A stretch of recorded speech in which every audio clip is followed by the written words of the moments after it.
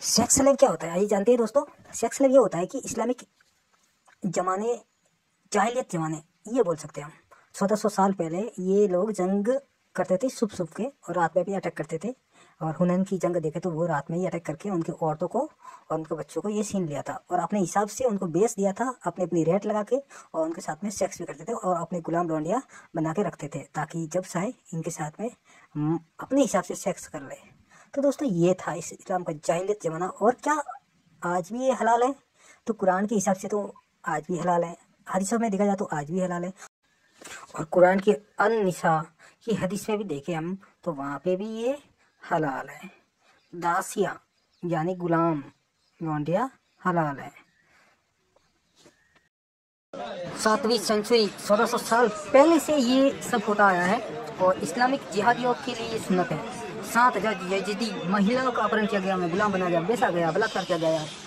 8 साल पहले IS ने सीजर पर हमला किया, 9 साल के बच्चों और छोटे छोटे बच्चों को घसीटा गया और जीत की तरह सामान की तरह बेच दिया गया, नीलाम कर दिया गया।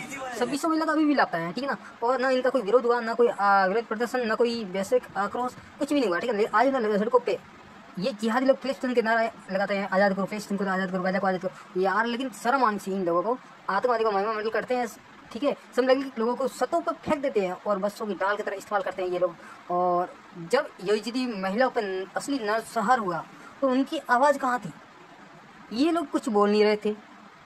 तो दोस्तों यही है रियल इस्लाम। अभी भी चुप है ये लोग, सिर्फ फिलिस्तीन के बोलेंगे। लेकिन दोस्तों ये सच में ही जिहादी मानचित्र का एक रूप है जो आपके सामने लाया है हम लोगों ने। तुर्की के एक इस्लामिक स्कॉलर ने भी दावा किया है, उसने ये बोला है कि सेक्स स्लेव हमारे लिए हलाल है। आइए जानते हैं। So Allah subhanahu wa ta'ala reminds us in this surah, or in this particular ayah, also prohibited for marriage are women already married. That means that is those who have husbands. It is prohibited to marry them so long as they are still married, unless they are divorced and have completed the iddah, the waiting period. Except any slave girls you may own. That is those who have been captured in war. If a disbelieving woman who is married is captured in war, she becomes permissible for the Muslims after one menstrual cycle has passed, which serves to establish that she is not pregnant.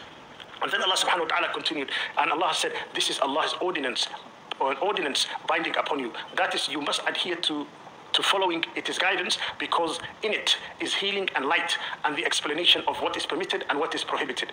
All women other than these are lawful for you. So the companions are being educated about this ruling.